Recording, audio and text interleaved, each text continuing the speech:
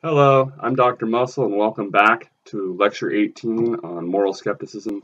This is our final lecture for the course. You made it through, or hopefully you will make it through all 18 of these lectures. You made it this far at least, or maybe you've skipped ahead, I'm not sure. At any rate, we will discuss what Friedrich Nietzsche has to say about morality, discussing the reasons why he thinks essentially everything we've talked about throughout the course up to this point is based on fundamentally an illusion, right? This idea that there is a proper way to behave in the first place. And he's going to argue that, as we'll see, that no one actually, at least none of these philosophers, these people that we've examined, none of them actually stopped to ask the question, is there anything to this very idea of morality in the first place, right? They just instead tried to flesh out what doing the right thing looked like and how they can justify their particular slant on that. But none of them actually asked the question themselves, applied the critical eye, if you will, to the very issue of morality itself. And of course, that's what he's going to do. And so this will be a two-part video for lecture 18. In the first part, we'll discuss this dude, Friedrich Nietzsche. Who is he in the first place?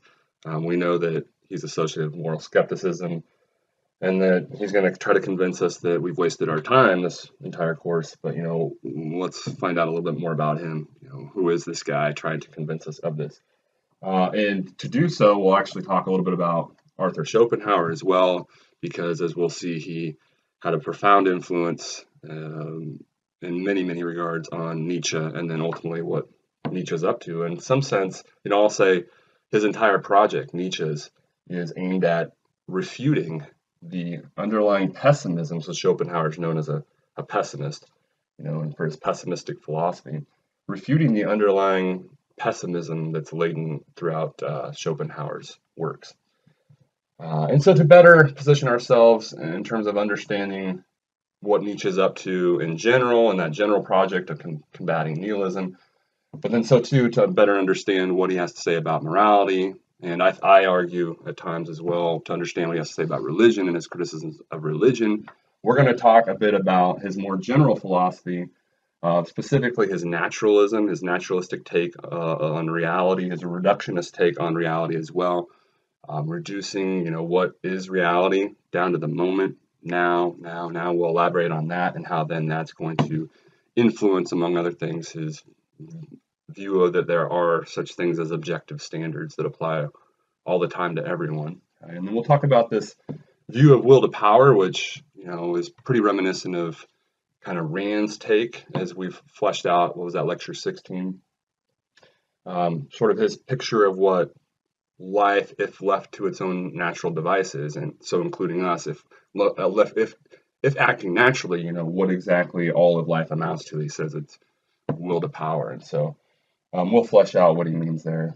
I meant to say in the first place, right? We just ended lecture 17, which was about moral relativism, and James Rachel's worries about moral skepticism, and so we're going to see through our discussions in both part 1 video and part 2 video the kinds of things he's worried about, and because of the kinds of conclusions Nietzsche is going to reach. Okay, and again, his conclusions regarding morality, right, are going to be rooted in this more general, philosophical outlook on reality, what it looks like, what life amounts to, whether we're talking about humans or, all of life in general. And so again, we'll flesh all that out. That'll put us in a better position then to talk about what we'll talk about in the part 2 video, where we'll take a more critical, a more detailed look, if you will, at what he has to say regarding morality itself, particularly, the master-slave distinction. And so we'll end the first part video discussing how he appreciates honesty in general, being honest regarding this sort of stuff, and his emphasis on embracing life as it is in its entirety. And, I'll end by saying, well, and what we're going to see with the slave moral theories, which is 99% of us, because 99% of us would constitute what he calls a slave, they do not, right, acknowledge this sort of stuff. They engage in what he's going to say is dishonesty. They're not healthy. They can't handle the truth of life as it is in its entirety. And so what we'll do in the part 2 video then is we'll go through why that's the case, or how it is, or the reasons for him suggesting that's the case. So we'll go through in much more detail then his idea of master and slave moral theories, and as I'm going to suggest, more fundamentally, his take on master and slave mentalities.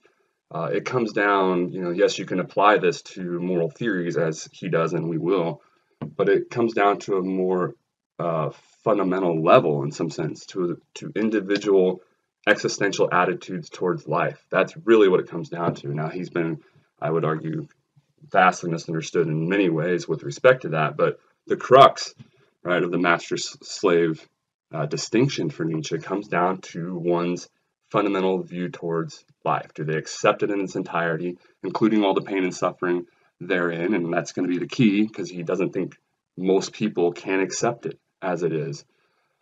Or, right, can they not accept it as most people, and thus have to indulge then in a great deal of self-deception, dishonesty, in order to get by, in order to render life as comfortable as possible in order to get by. Now, that's what he's going to suggest is going on with the slave mentality, both in religious sort of manifestations and the belief of kind of an afterlife where everything will be made right. And so too in these ideas of there being proper ways to behave and these ideas of morality. He's going to root all of that in dishonesty and an inability on the part of most of us to handle reality as it actually is, to handle all the pain and suffering that just is in life. We have to, since we can't handle it, he's going to suggest that we have to, again, create these elaborate illusions to help us get by. Which, interestingly, is reminiscent of Schopenhauer, right? It's all going to be indicative, as we'll see, of nihilism, this tendency to demean life, to not be able to accept and embrace life in its entirety.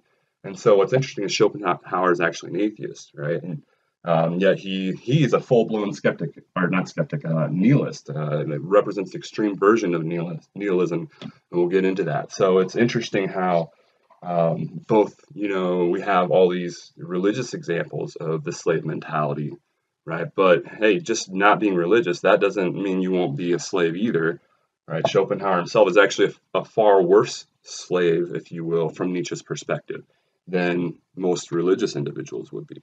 Okay, so we'll flesh all of that out in much more detail in the part 2 video. Again, really going into detail with respect to the master-slave distinction, both with respect to individual mentalities and then obviously, moral theories. Okay. And we'll outline what exactly, Nietzsche's position is in more detail than in that part 2 video, specifically this. And by the way, here at the outset, let it be known that we always try to simplify things as much as possible in this introductory course. Philosophy is hard enough as it is. Okay, for us, moral skepticism is, amoralism is moral nihilism, right? So the editors of our textbook, right, they tend to refer to, Nietzsche's position as moral nihilism. I call it moral skepticism. Elsewhere, actually, in my dissertation, I read some of that to prepare for this. I tended to refer to it as Nietzsche's amoralism. It's all the same thing. Okay, it's basically the position that there is no such thing as morality, right? That it can't be defended. Okay. And then we'll wrap up the part 2 video by talking about some peripheral points. How Nietzsche thinks we ought to judge progress. Okay, are we doing well as a species? How ought we to look at that and examine that and then answer that question? We'll talk about, related to this idea of there being sort of degrees of nihilism, we'll talk about his famous expression, God is dead, which Zarathustra, exclaims to those in the marketplace, and thus spoke Zarathustra famously, right? That God is dead, and so Nietzsche is known for expressing this. And I'll talk about how that's been, as Nietzsche oftentimes is, vastly misunderstood and misinterpreted and so on. And that this is actually, when he says God is dead, we'll see, that's an expression of concern, not elation on the part of Nietzsche by way of Zarathustra, right? That, he's worried what's going to happen to these slavish religious individuals who, with the onset of science and logic, can't help but see through their illusions, right? And won't be able to help but see them for what they are, right? And will thus not have the life-preserving errors that were their religious beliefs in the first place. He's worried with that expression that they're going to then fall victim to a full-blown extreme form of nihilism a la Schopenhauer, where life doesn't seem to have any meaning at all. Again, we'll flesh that out in much more detail in the part 2 video, but that's what you have to look forward to. And then we'll talk about as well the reading that we had for this lecture, which I mentioned, I think, in one of the previous videos, how I was disappointed that out of all the selections they could have taken from Nietzsche, look at all these books he's written, and what about this one? Beyond Good and Evil. Why they took the part on historicity that they did, and our ability to remember and reflect on the past, and focus on that rather than his criticisms of morality specifically. I don't know, but we will talk about then as well the reading and his reflections on our ability to reflect on the past, what's happened in the past, and so too to sort of anticipate what's going to happen in the future, and how, while in some sense we have a tendency to view that as an asset, a great thing, he'll actually, he talks about how it's burdensome and problematic. So that's, again, part 2. And actually, I'll end part 2, the part 2 video of this lecture, by letting Nietzsche speak for himself. Nietzsche is one of the most quotable philosophers of all time. And, I have a couple slides where I just literally have just quotes from him where I think he himself in these quotes does a really good job of just capturing, everything we will have talked about up to that point. So that's how we'll bring the part 2 video to a close. But at any rate, let's go ahead and turn our focus then to Nietzsche himself. And who was this guy? And by the way, this is kind of what he looked like. I brought in some props. This is actually only half, maybe not even half the books I have on Nietzsche. And this was something a former student gave to me. I've gotten little things throughout, my teaching experience, where students will run across things and give them to me, and it's always appreciated. And I've kept this. It's probably been 15 years that he's been in the library. So, but very prolific writer, Nietzsche. What a shock! Again, pretty much everybody we've talked about, it seems like, I'm bringing in a stack of books, saying how it's not even everything they've written or everything I have, right? And obviously these guys, what they do, oftentimes philosophers, is write. That's what they do for a living, so to speak. And Nietzsche, in some sense, was no exception. So clearly a lot to say. We're going to focus, I'll actually be talking about what he has to say in a lot of these different works. A lot of his what he's more well known for in terms of what he says about morality tends to come from Beyond Good and Evil, naturally, or a book called The Gay Science, some from Human Ulti Human, but really we're going to draw from a lot of these different works. He wrote 14 different works throughout his life, or really during his productive academic life, if you will, which was really the last 10 years of his life. So he was born 1844, died 1900, and the last 10 years of his life, he's sort of notorious for this, were spent under the care of his sister and or mother, or in asylums. He went crazy, more or less.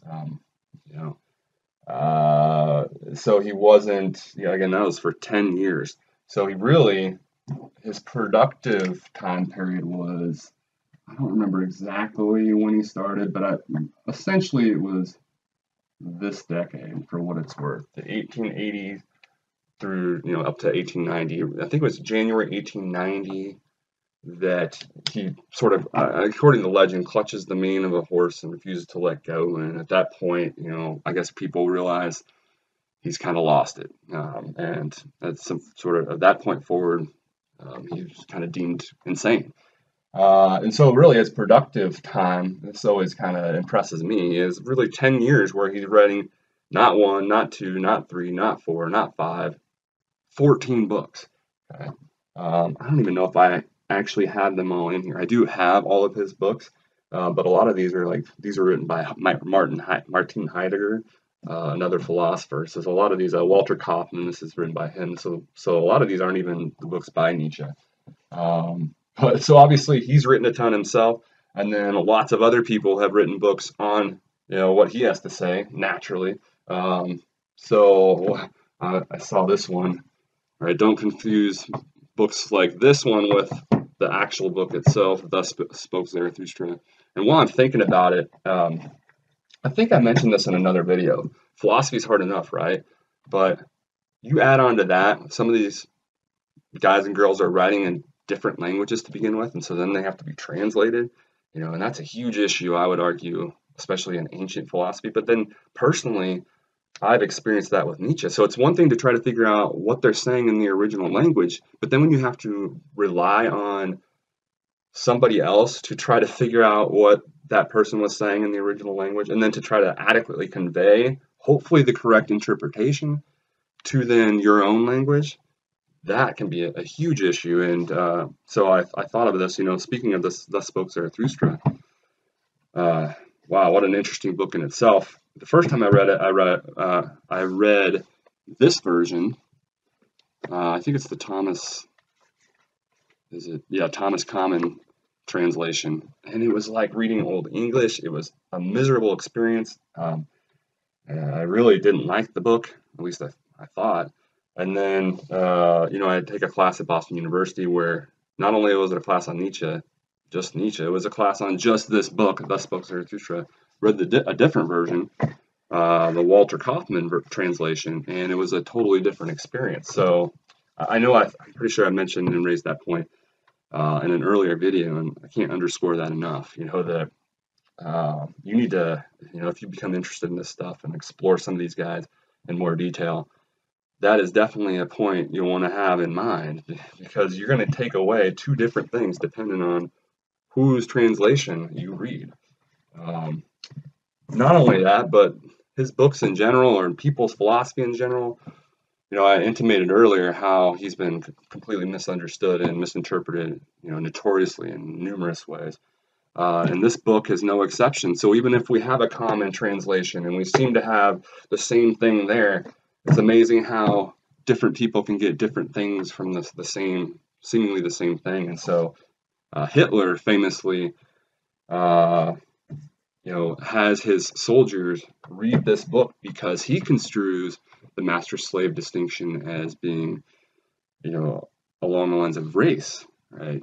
Whereas, as I've already suggested, that is not the case that is not actually the case. That is not what Nietzsche means. Now, Nietzsche does admittedly say things in certain ways at times where you could see why, if someone didn't have a fuller, wider view of what Nietzsche is saying, it could be misconstrued in certain ways. But, as I've mentioned, it doesn't come down to race. You can be black, white, yellow, green, male, female, rich, poor, and you can still be a master, or you can still be a slave. It doesn't matter how much money you have. You could be a rich CEO of some multi-billion-dollar, corporation, and yet if you sit there at your desk dwelling on the fact that you can't leave until 4:30 to go play golf when you really want to go right now, and that's the sort of thing that's indicative of your general mentality, you're a slave, right? You bemoan the pain and suffering in your life. Whereas conversely, you could be homeless out on the streets, and yet you don't dwell on that. You embrace life as it is, and you can be a master, right? So, again, vastly misinterpreted.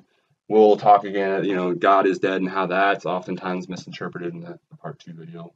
But that's a prime example in my mind. Again, Nietzsche, one way he's misunderstood, and again, maybe that's just the nature of the beast. That's just philosophy, right? You start talking about this stuff, and maybe it's by nature so obtuse, right, that different people are going to take different things away from what you say. Maybe that's inevitable. Who knows? But I think it is of interest for us and worthwhile to point that out, right? That Nietzsche, especially, it seems like, has been interpreted in many different ways. And as I mentioned a moment ago, partly probably because he's translated, right? For many of us who encounter him, it's through a translated version of what he says, and so that just compounds the difficulties. Also another way that he's sometimes misunderstood, or a way, something that's indicative of how he might be misunderstood or misinterpreted, is oftentimes, so I already mentioned that in some sense, his entire philosophical project is to combat what he calls nihilism, a tendency to depreciate earthly life. And yet, when people discuss nihilism, oftentimes the first person they think of is Nietzsche. So he's associated with nihilism in a lot of people's minds, and yet that is explicitly what he aims to refute through all of his, much of his philosophy. And again, it probably comes down to what people mean when they use certain terms. Oftentimes, many philosophers think that's the job of philosophy in general. It's just to clarify things, right, and make it clear how, what seems like these vast differences. Well, we just mean different things when we say the same term. So, it makes sense when people call Nietzsche a nihilism, or nihilist, if they mean by calling him a nihilist, that he endorses moral nihilism. In other words, doesn't believe in morality, that there is such a thing as a proper or right way to behave, because he does. That's true, right? But what he means by nihilism, right, is not that. Okay, he's going to mean, again, this tendency to negate life, earthly life, the life we know. Okay, so Nietzsche himself, very interesting figure. I feel like I say that about everyone all the time, but in these videos, but he was truly an interesting character. He had basically, his father was a Lutheran pastor. I think both his grandfathers were involved in the church. And so, for so many of us, this is true, right? We either end up endorsing what our folks said, right, or we end up rebelling against it. And so, not surprisingly, maybe Nietzsche later on, right, is going to be well known for rejecting this sort of religious, worldview, right? But he grew up, very much in a religious household. His father died when he was only 4 years old, and this no doubt had a significant impact on Nietzsche. You can tell just sort of some of the things he says and the way he talks that this seems to have had a pretty significant impact on him, and that makes sense. Can't imagine that it wouldn't for most people, at least if they knew their father up until that point, right? To then suddenly have that important of a figure, especially if the father is there and in their lives and involved in their lives. Having that person removed obviously is going to have a huge impact on that person's life then. And I will say, I think that Nietzsche, while he is kind of misconstrued and thus maybe not criticized, at least for the right reasons sometimes, I will say that how he's talked about women sometimes doesn't really sit well with me, or hasn't sat well with me. And I don't know if that's out of resentment from then being brought up by his sister and his mother, basically a house full of women from that point forward. But some of the things he says, or the way he characterizes certain types of behavior as being feminine, or certain things like that, they've always kind of rubbed me the wrong way, so to speak. But anyway, setting that aside, just wanted to mention that, and how that, if you were to read Nietzsche and come away feeling that same way, well, maybe it has something to do, not excusing it, but maybe it has something to do with, again, his background and maybe some resentment he holds towards the people that raised him, for whatever reason. He did have an unusual, I would say, upbringing in that regard, for sure. Another thing I'd point out about Nietzsche is that he's very much renowned or known for the artistic quality of his works, kind of similar to Plato, right? Very much almost like as much an artist as he was a philosopher, right? And it adds a quality, I think, to the works that you don't find otherwise in typical philosophy. Just as reading Plato's dialogues do, it makes it slightly, as I think I mentioned when we talked about what was that, lecture 15, when we talked about the Reductionism, it makes it a little bit more engaging when it's a story, or when it has a more artistic feel, I guess, in some sense. And so Nietzsche's works have that quality as well. And another thing that's I've taken from reading his works is that each book has very much a different feel. The first his first book, The Birth of Tragedy, it was basically his dissertation, and it reads like your typical philosophical treatise. But then from that point forward, the next couple of books, they are full of aphorisms, short witty passages ranging anywhere from like a sentence to, you know, a few pages,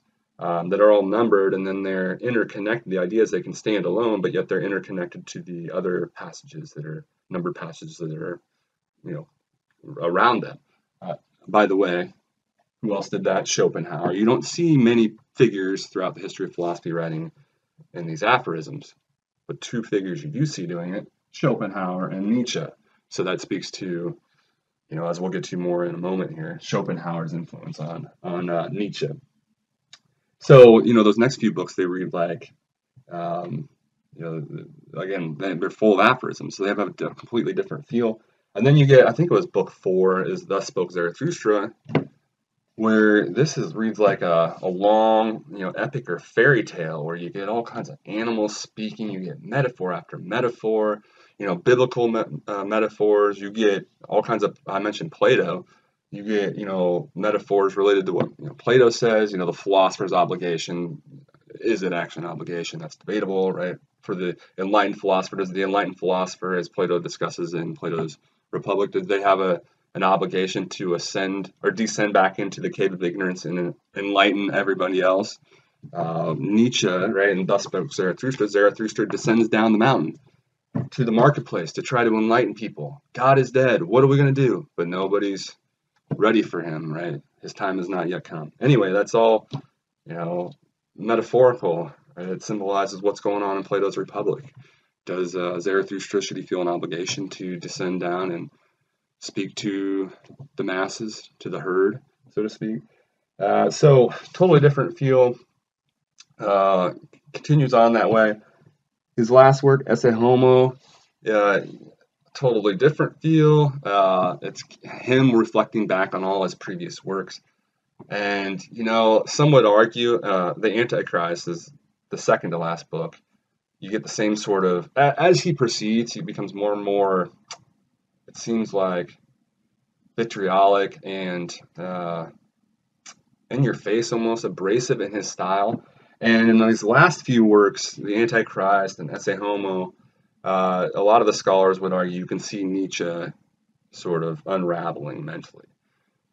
And you could see why some of them would say that. You have, I forgot exactly what some of the section titles are in Esse Homo, but it's like, why I am so wise, why I will never be forgotten, and so on and so forth, right? It sounds like a guy that's in his own world, full of himself. But at the same time, so these do have a different kind of feel to them. But, you know, I would argue you still find some of his most matured, focused, well-articulated expressions of his positions in those later works. So take it from it what you might in terms of whether or not he seems to be going crazy. I would argue there's still something to be, you know, meaningfully gleaned from those last few works as well, even though they do read completely differently, it seems like. So again, the general point, an appreciable thing, at least from my perspective, is how different each of the books feels when you read them. You know, it's not just like reading a philosophy book, reading a philosophy book. There's more to it. So I mentioned 14 books, pretty impressive in its own right to me, that he wrote in that productive time period before he, you know, loses it, so to speak. Okay, so moving on to slide 3. Oops. I wanted to talk a little bit about Schopenhauer then. I alluded to Arthur Schopenhauer. I have his dates here. 1788. Basically, all we need to know is that another German dude, another German philosopher that came on the scene shortly before Nietzsche himself, that Nietzsche stumbled upon, according to legend. He stumbles into this, not stumbled into the bookstore, but he was in a bookstore, stumbled upon Schopenhauer and his, I should have brought that in, 2-volume set known as called The World as Will and Representation, massive 2-volume set, which seemed to have made, you know, a significant impact on Nietzsche, one that would be long-lasting and affect him for the rest of his life. You know, Schopenhauer, both positive and negative. You know, Nietzsche has a lot of good things to say about Schopenhauer. After all, he borrows his aphoristic form in some of his own works. He has he's also a critical philosopher himself. So Schopenhauer is known for being a critical philosopher, telling us, not necessarily espousing certain positive views. This is how things are, right? But telling us what's wrong with other people's views, telling us how things are. This is what's wrong with deontology, and this is what's wrong with utilitarianism, and so on. While not necessarily espousing a particular view, right? That's critical philosophy. Nietzsche is very well known for his critical philosophy, a la Schopenhauer. They reached a lot of the similar conclusions, but of course, and most significantly, they have one major, maybe unnegotiable difference. It's such a significant difference, right, that it seems to render all these other apparent similarities, insignificant, right? Because it's the most important thing about which they differ, right? The most important thing from Nietzsche's perspective, and that's in their fundamental attitude towards earthly life. Okay, so I mentioned how Schopenhauer is known as being a critical philosopher, and not only that, but known for his pessimism, right? Not having very promising, uplifting things to say. And while I'm not gonna, tell you what he says in the world as will and representation. I'm not going to go into it in detail. It's a huge work. The gist of it, though, I will tell you, and that's all we really need to know then to know what the difference is about, right? What their difference is about, their significant difference. Basically, what Schopenhauer suggests is that we go throughout life and we have all these desires. And again, this is a very simplified version of what Schopenhauer is up to, okay? But we go through life and we constantly have all these wants and desires. And while we might pacify and satisfy some of our desires, it's never enough, and it always feels like we're lacking and wanting, and constantly there's something else that's rendering things unsatisfactory. And in view of this, then Schopenhauer, argues, or how should I put this? Argues for more or less the resignation from life. Right? Resign ourselves from life, invest ourselves as little as possible in life. And the idea is then when crap hits the fan and things don't go our way, when the pain and suffering inevitably emerge, as they always seem to, it won't sting as much. Right? So, don't become invested in the things that are happening. Right? Don't become emotionally invested. Resign yourself as much as possible. Squeak by, right? Do what you have to just get by until the relief of the end finally comes. In fact, one of the first pieces in philosophy I remember reading, and I don't know how I stumbled upon this, another book I should have brought in, was a book of Schopenhauer's where it was like collected essays, and it was him defending suicide. Not saying go out and kill yourself, but how it could make rational sense, how it's not irrational. And that makes sense given his pessimistic view of life. Given that fundamentally pessimistic view of life. And so that's what Nietzsche is going to try to reject, or so he says, throughout really all of his, his entire philosophical project. He wants to try to combat that, what he would say is this sickly, diseased sort of mentality, right? Doesn't it seem unhealthy and sickly? As if, you can't, in a healthy, flourishing sort of way, take on life in its entirety. Rather, you're just trying to eat by, doing as little as you can until the end comes. Okay, so again, Schopenhauer is going to represent. Okay, this is kind of a nice segue to his, more general issue, right? He's going to represent then this idea of nihilism. Schopenhauer is a nihilist for Nietzsche. He is one who demeans, devalues our earthly life. He detracts from it, right? He's suggesting, don't invest yourself in it.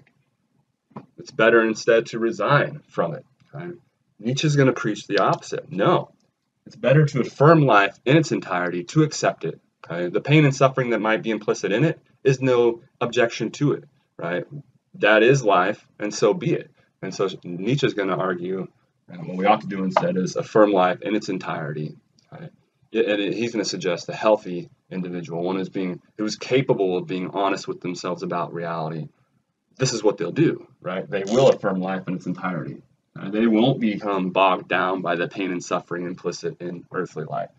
And they won't express nihilism as a result in its various forms. Okay? Now, Schopenhauer, as I think mentioned in the introduction, he's going to be a full-blown nihilist, right? He's about as bad as it gets. So this is a spectrum of nihilism down here, right?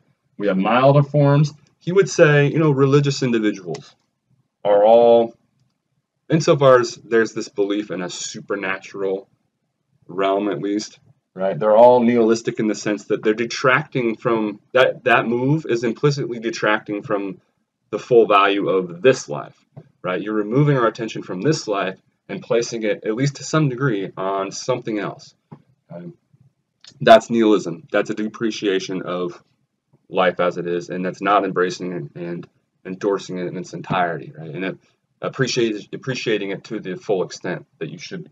Okay? So to some extent, that would be a version of nihilism. Okay? But religious individuals, they're still Nietzsche, for most of them, from Nietzsche's perspective, they're not as bad as Schopenhauer, because at least for them, earthly life still has some sort of redeeming value. Maybe it's a test to see who's, befitting of heaven and who's not, or something like that. Right? Whereas for Schopenhauer, the full-blown nihilist, so to speak, it doesn't seem as if earthly life has any redeeming value whatsoever. Right? Again, suicide, right? That's that's a viable route. Why not from the full-blown nihilist perspective? And so, again, that's going to be indicative, so we'll talk about that more in the part 2 video, of why he's worried when he expresses God is dead. What happens, right, when they lose their religion, these other slaves, okay, when they lose their religion and fall into this, okay? Nietzsche's going to argue that people need these illusions to get by because they can't handle reality otherwise, right? There's a reason why people indulge in morality and indulge in religion, right? Because they need these illusions to help get by in life. Otherwise, they might become suicidal or something like that. So Nietzsche is worried then what happens when you remove that crutch, when you remove that, as he literally calls them, life-preserving errors. What happens when we remove those? Will they become full-blown Schopenhauers? Will we have more instances of suicide? So these are kinds of worries Nietzsche has, and again, they're reflected by this figure of Schopenhauer, right? A prime example, again, of a full-blown nihilist, one who, it seems anyway, given what he says, completely lacks, any appreciable value of life at all. Okay?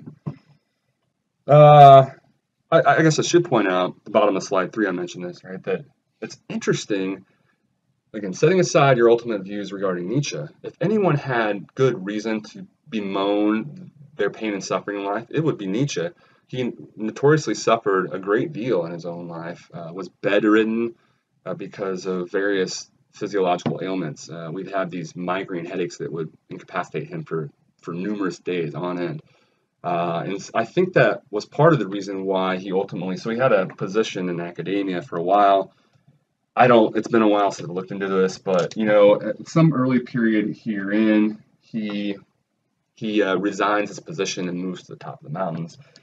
And that's, in part, I think, because he can't handle those around him. But so, too, I think it was, due to some health concerns as well. So, if anyone had good reason to dwell on the pain and suffering in life, Nietzsche's one of them. And yet, he, at least it seems, constantly preaches life affirmation nonetheless. Now, at the end, when he loses it, did he just give up? Now, most scholars, and the general consensus is, his insanity had a neurological component. He had a physiological disease that finally, that was the manifestation of it. But I've always kind of wondered, did he finally just give up himself and, lose that ability to affirm life in its entirety? I don't know. At any rate, let's go ahead and, having introduced Schopenhauer and then tried to characterize Nietzsche's general project throughout his entire philosophy, let's move on to discuss, I think, some critical elements of his general philosophy, some critical elements in terms of being able to then understand what he has to say about morality, okay, specifically, and so too religion and his criticisms of religion. I do the same thing. I mentioned my dissertation, I think. And so in my dissertation, where I address the issue of the utility of religion, I talk about John Stuart Mill, who we've talked about numerous times, Friedrich Nietzsche, and then William James, three 19th century thinkers who all speak to this issue of the utility of religion. And in my chapter, so I spend a chapter on each one of them, and in my chapter on Nietzsche, I do the same thing. I explain how before you can appreciate and understand what Nietzsche says regarding religion, you have to understand these more general elements, right? His more general view of reality, in order to appreciate then why he thinks religion and morality is so problematic. Okay, so again, that's the impetus for doing what we're doing here. And in the part 2 video, we'll then take a closer look about what he has. We'll take a closer look at what he has to say specifically regarding morality. Okay? So the first thing I want to mention regarding his, so this is turning to slide 4. The first thing I want to say regarding his general philosophy, right, is that he is known for his naturalism. And what do we mean here? When you explain things, what do we mean by naturalism? When you explain things, if you're a naturalist, you don't have recourse to anything beyond nature, right? You don't make supernatural appeals. So, what caused the hurricane? It's not going to be God, right, or some supernatural phenomenon. Okay? What explains, that behavior over there? It's not some immoral nature on the part of so and so. Okay? You won't have an appeal to something beyond nature, right? Something that's beyond the physical, objective world around us. Okay, that's the kind of idea here. And I think it's important to point out, it's not that, and Nietzsche is careful about this, it's not that you can't prove these sort of supernatural things exist, that they don't. It's not that he thinks they don't exist, right? It's the idea is you can't have any idea that they do, right? So he doesn't say God doesn't exist. His issue is in people appealing to God as if they did know God existed, or as if that is a credible way to explain something, right? Because they don't, or at least the suggestion is, right, we don't have evidence, okay, for God. But it's important to point out again that he doesn't say God does not exist. We just don't have. His point is, if we're being honest, we don't have evidence for God's existence. Okay, and I like the way I put it, and so I went back and read the chapter on Nietzsche that I had in my dissertation. I like the way I put it in one paragraph. So I'm gonna quote myself, I guess, in a sense here. This is again indicative of his general take on, again, him being a naturalist and explaining things merely from a naturalist perspective, right, and not having recourse to anything supernatural or beyond nature, and he would include moral notions in that. Okay, so as I say in that chapter, quote, I'm not going to say quote, although I almost did. With respect to most of life's big questions, Nietzsche believes an honest thinker has no choice but to suspend judgment. So again, big questions, right? What comes after death? Does God exist? And so on and so forth. Thus, in section 55 of the Antichrist, he writes, and now this is a quote of Nietzsche, "There are some questions that people are not entitled to decide the truth of. All the ultimate questions, all the ultimate problems of value are beyond human reason," end quote. Subsequently, Nietzsche vehemently denies any supernatural interpretation of or explanation of any aspect of reality. All concepts suggesting anything unnatural, that is, anything unsubstantiated by the physical world we come to know during our lives on Earth, are for Nietzsche essentially nonsense and illusory. Okay. Consider his temper in the following passage. So this is also taken from the Antichrist. He says, so this is a longer quote, "When the natural consequences of an action are not natural anymore, but instead are attributed to spectral, superstitious concepts, to God, to spirit, to the soul, as exclusively moral consequences, as reward, punishment, warning, as a lesson, then the presuppositions of knowledge have been destroyed, and this is the greatest crime against humanity," end quote. So not only is such anti-naturalism dishonest, but he believes that engaging in such deception is ultimately unhealthy, which for him constitutes an even more egregious problem. Okay, so in entertaining these supernatural notions that we can't possibly know to be the case, okay, we're indulging in self-deception. We're not being honest, he's going to say. And he's going to argue that, he always caters to the truth, right? Honesty. He has a preference for that. And so that already is not going to sit well with him. But then he also is going to argue that that's indicative of an unhealthy person, an unhealthy spirit, a disease sort of mentality, right? It's an unhealthy practice to make these sort of appeals, he's going to suggest. Okay, so it's dishonest and it's unhealthy, more importantly. Right? Because again, for him, everything's rooted in life, earthly life as we know it, right? And he's much like, if we're being rational, he's much like Rand. Are we doing what we need to survive and flourish? Right? That's ultimately what a successful person, so to speak, from Nietzsche is going to do. And so that's what we should focus on. Okay? And what's going on in these appeals to these supernatural kind of things, what happens in that nihilistic tendency, right, is that you, right, in sort of abandoning this, you're doing that sort of thing, right, and which is unhealthy. Again, that's going to be the problem. It's not indicative of a fully healthy, fully functioning, strong soul or mentality or person or however you want to put it. Right? Okay, so hopefully his take on how we should go about explaining behaviors or any sort of phenomenon, right? How we should go about doing that. Hopefully that's clear, right? Nietzsche is very much a naturalist. He doesn't discount, with respect to certainty, right, that God exists or, but we shouldn't be making appeals to these supernatural phenomena. And again, moral concepts would belong to that sort of thing. There's nothing in our natural experience to suggest there's a proper way to behave, Nietzsche would argue. Okay. Now we'll go on to his reductionism. So to understand Nietzsche, right, you have to understand the extremely reduced nature of reality from his perspective. And also, it's kind of from a couple of different perspectives. What's real? The moment, in the moment, now.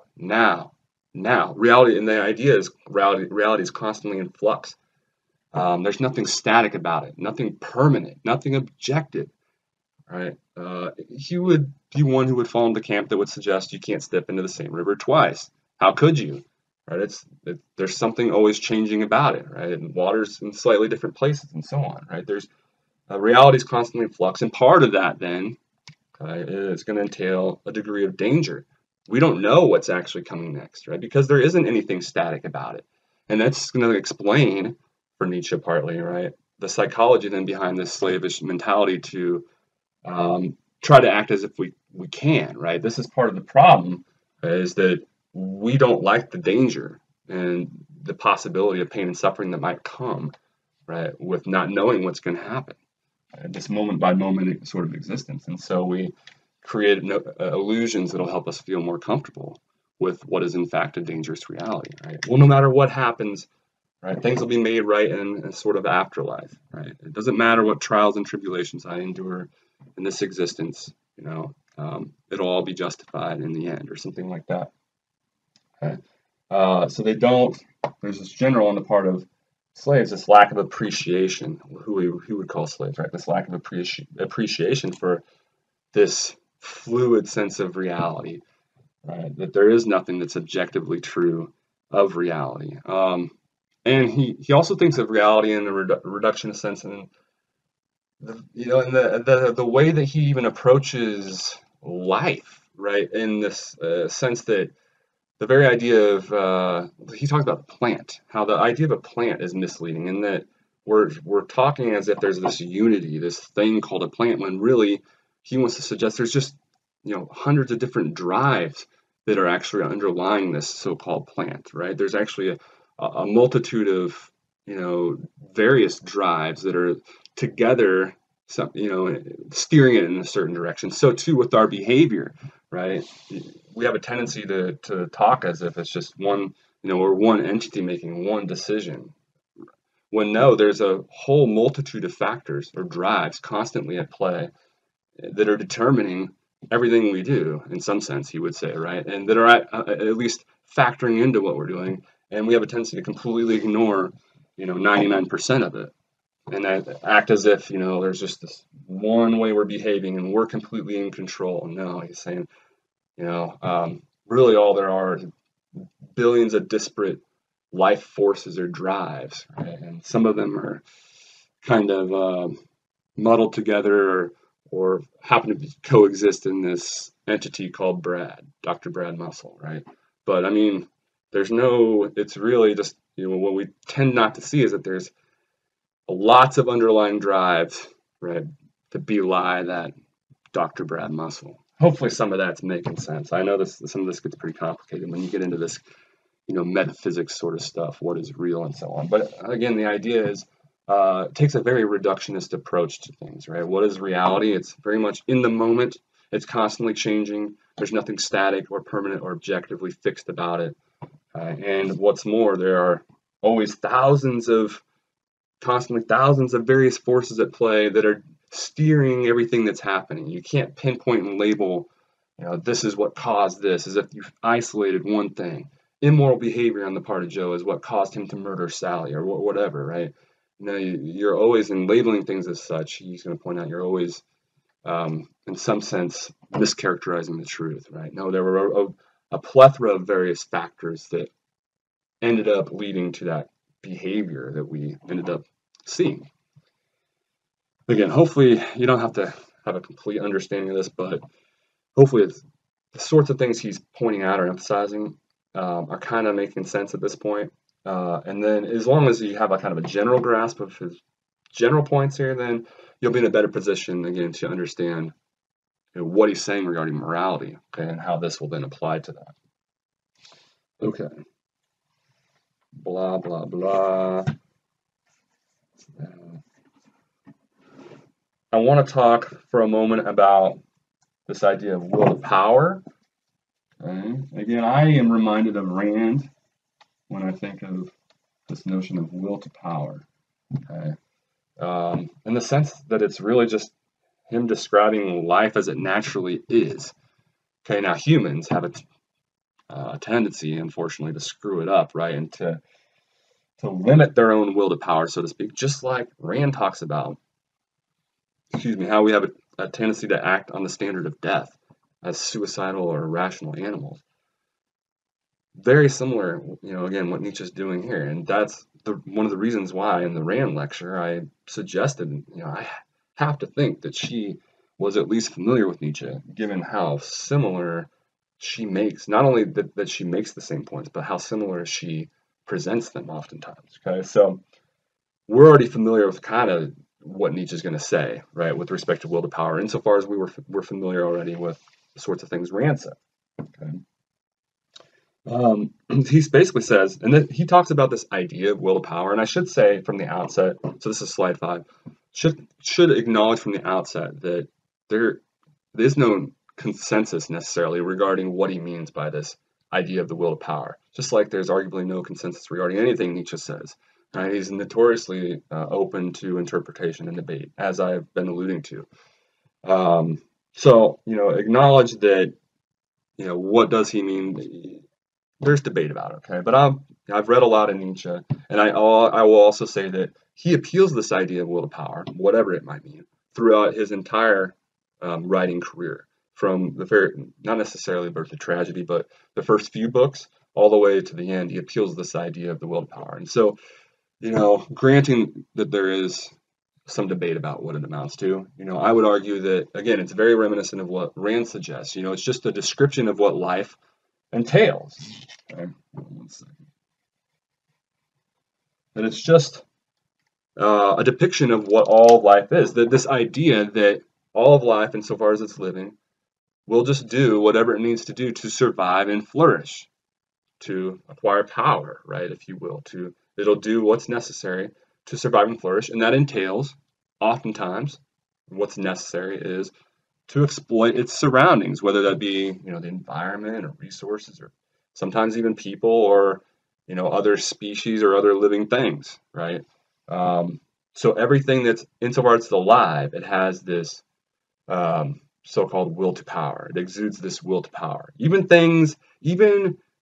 slavish human beings, individuals, are still in some sense expressing their will to power in endorsing and expressing their slavish moral theories, even as ill-founded as they are, right? Nietzsche will still explain them as an expression of this, as the slave trying to do what the slave can to survive and flourish, to get by.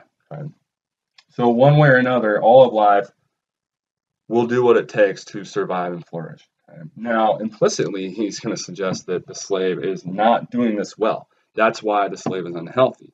Right? It's kind of cutting off its natural will to power, right?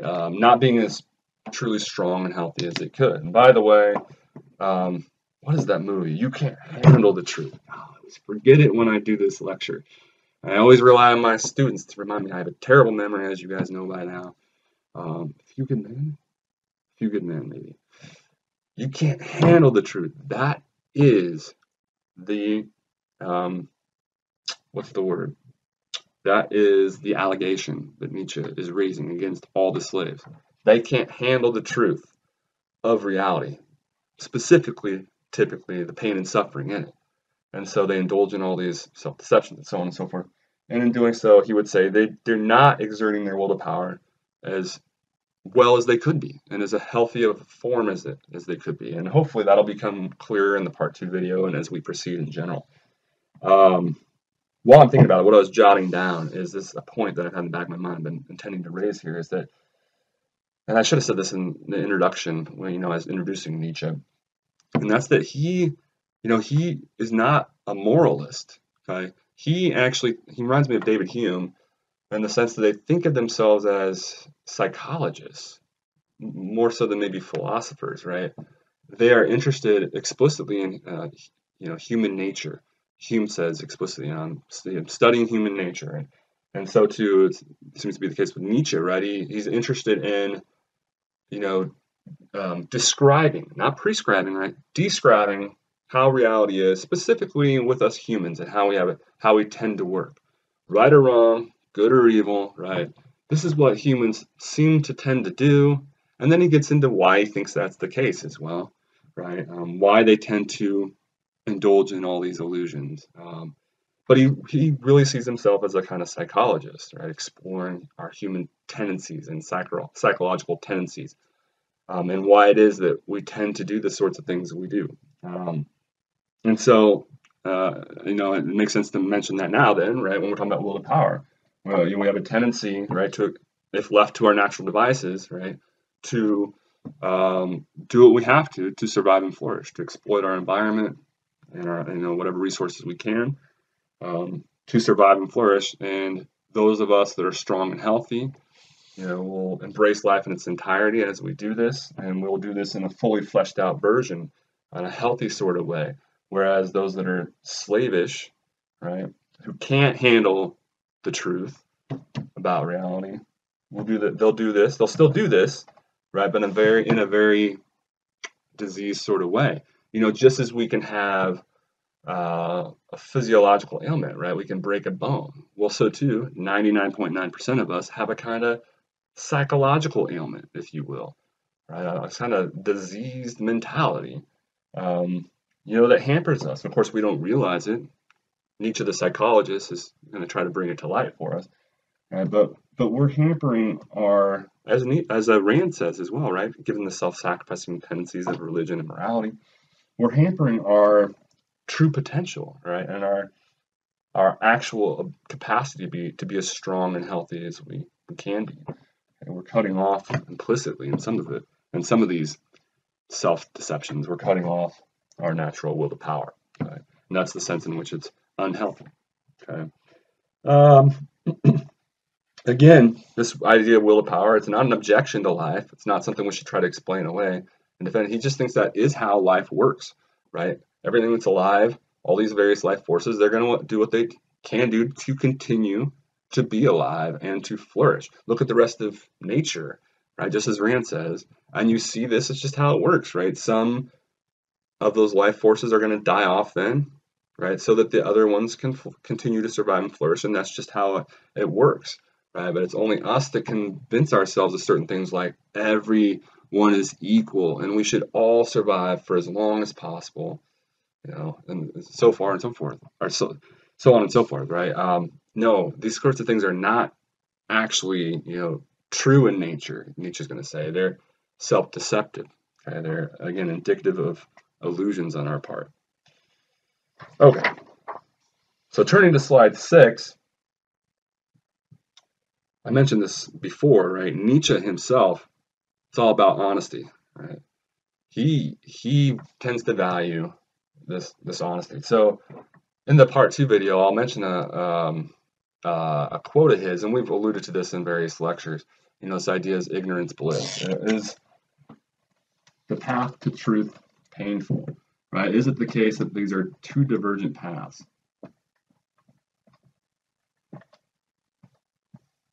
Is ignorance bliss, right? So one who says yes, right, the whole implication seems to be that, right, these are divergent paths. If you pick one, you're going to have to not have the other. And, you know, in many ways, and including that quote that I'll have at the end of the part 2 lecture, Nietzsche seems to be on board here, right? We can't handle the truth because it would make life too unbearable. And so for the sake of happiness, right, we deceive ourselves and we don't take this path. But Nietzsche and other masters, they're strong enough. They can survive and by taking on life as it is in its entirety. They don't need to explain certain aspects of life away and so on and so forth, right? They can take this path. And that's exactly what he prefers. And so, you know, honesty is the best policy, as I say on slide 6, for him. Right? But for most, presumably they're taking this path, right? Insofar as they're not being truthful with themselves, Nietzsche suggests. They aren't, you know, they're not adopting what any honest thinker ought to, according to Nietzsche, that naturalistic take on phenomena. They don't acknowledge the reductionist elements of reality as they should, Nietzsche says. And so on and so forth. So they're not being honest with themselves. Of course, a lot of that's probably not explicit in their mind. It's not something they're conscious of, but it's going on nonetheless, Nietzsche would suggest. So he expresses a great deal of disdain, you know, whatever the reasons for those who do not go this way. He definitely prefers this, and expresses a lot of, again, criticism for those, the majority of us, you know, the significant majority of us, what is it, 99.9% probably, that he would label as slaves in one way or another, right? We're indulge in one form of self-deception or another. You believe in morality, you're a slave, right? You have religious beliefs, you're a slave. Right? So he has a great deal of disdain then for 99.9% of us. He prefers this path. Okay, so I made those points. Should be pretty obvious, right, what he's preaching, turning to slide 7. This is what it's all about. Okay? And he's combating, again, nihilism in all its forms, but he's especially on guard against that full-blown extreme version of nihilism that we find in Schopenhauer. All that we know, he wants to say, is, through our experience, if we're being honest with ourselves, is this life here on earth. Okay? Thus, what are we doing making any appeals to anything supernatural? Let's be honest, embrace the only life we know in its entirety. And to do otherwise, he thinks, is being dishonest, and it's not a healthy practice, as I've tried to intimate. And it's, and that tendency in general is, again, what he associates with this idea of nihilism. Okay? So any human being who seeks to denounce, deny, or resent this life, or any particular aspect of it, like the pain and suffering in it, try to explain it away as if it needs some sort of justification, whether they do that explicitly or implicitly, right? That's who he's going to mean. That sort of tendency, that's what he means by nihilism. Such a person who does that, they're nihilistic. Right? And as I've suggested, as will become clear then as we go to the part 2 video, right? They're going to be unhealthy, sickly, and so on. And we'll flesh out why he thinks that's the case. So that's kind of the segue then, right? For the part 2 video then, all of this that we've talked about is going to underlie then what he has to say about master and slave moral theories. Right? The master is going to be, as we'll see, completely honest about reality.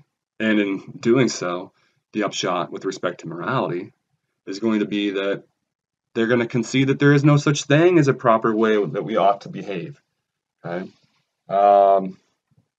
Right? So in some sense, the master has moved beyond good and evil. So the master moral theories really aren't any moral theories at all, right? In that sense, they're not moral at all. And one who has a master mentality won't view things through this moral lens at all. Okay. So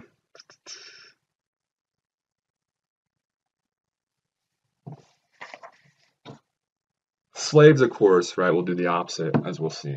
They're viewing everything through moral terms. Okay, same thing with religion. That's going to apply, but we'll set aside religion more, I should say, in the part 2 video, right? We're going to focus exclusively then on what he has to say about morality, and it's going to say that basically the truth of the matter is there's no difference between, I should have brought this up from the outset. There's no difference between, I think this does a really good job of capturing what Nietzsche is after here. There's no difference between me saying, I value vanilla ice cream, and me saying, I value a murderless society. But so many of us are conditioned to think, right, and view things through a moral lens, and to think there's something special about the latter value, right? That there's something special about valuing a murderless society, as if there's something more objective about it. And if you don't subscribe to that value, if you don't have that value, there's something wrong with you, right? There's an issue. Whereas we don't reproach people for not valuing vanilla ice cream. The whole upshot, though, what Nietzsche is going to try to convince us of is that there is no difference in reality. And the master sees this, right? In reality, all we have are subjective preferences. Okay? Both are indicative of subjective preference and nothing more. Valuing vanilla ice cream and valuing a murderless society, right? They're both indicative of subjective preference. Neither one's indicative of what we ought to do no matter who we are at any time. Okay? There's nothing special about either one. So that's what he's going to try to convince us of then. Again, given his position of moral nihilism or moral skepticism or amoralism. Okay. What ends up happening, though, right, through these slavish moral theories, is we end up sort of canonizing certain values as if, again, there's something special about them. I alluded to earlier, right, this whole idea of equality and how everyone ought to solicit equal consideration from us. That's an illusion, right? You can have that value, but Nietzsche wants to say why. Instead, right? Don't remember the whole Rand point about love. Why treat everyone the same? Why feel as if that's obligatory, right? And that you ought to have that value. There's something wrong with you if you don't have that value. When in reality, Nietzsche would argue, things are different. People are different. People do warrant different treatment. Not everyone is equal. Again, the same sort of point that we were raising with respect to Rand, and giving out your love to everyone. I love you, I love you, I love you. What does your love mean anymore, right? So, again, he would say that, that these kinds of tendencies are futile. They're not productive in some sense. Again, this sort of tendency to suggest certain values are special, right? They're not, right? That's going to be the ultimate argument of the moral skeptic of Nietzsche. Right? And there is ultimately no difference between me valuing vanilla ice cream and me valuing a murderless society. And in reality, right, there's no difference. In reality, it's okay if you don't value equality. Because in reality, he would say there is no equality. Again, these are some of the points we'll draw out with more detail than in the part 2 video. He's going to try to explain or justify his moral skepticism in general by teasing out, what's problematic with respect to the slavish mentality and what is appealing, conversely, right, about the master mentality, his own mentality, naturally. So we'll go through those. And like I said, we'll also hit on some peripheral points, talk a little bit more about the expression God is dead and how that, of course, is oftentimes misinterpreted. Talk about how he thinks we ought to judge progress and think of ourselves as succeeding, right? What does a good life look like from Nietzsche's perspective? say a little bit more about that and how it's not as many people living for as long as possible, but rather maybe it has something to do with interesting things going on by way of different people doing different things. And of course, we'll say a little bit about his reflections on historicity, right? Our ability to, sort of escape the moment and reflect on what's happened in the past or anticipate what's happening in the future. And he's going to tell us why that's problematic, tends to be problematic, and so we'll talk about that as well. And we'll end, as I mentioned, with Nietzsche himself via a bunch of quotes from Nietzsche telling us, sort of summarizing all the points we've made in this first part video, but then all the points as well that we'll make in the second part video. So that's it. That's it for part one. Hopefully some of this made sense, and I'll see you then for part two. Thanks.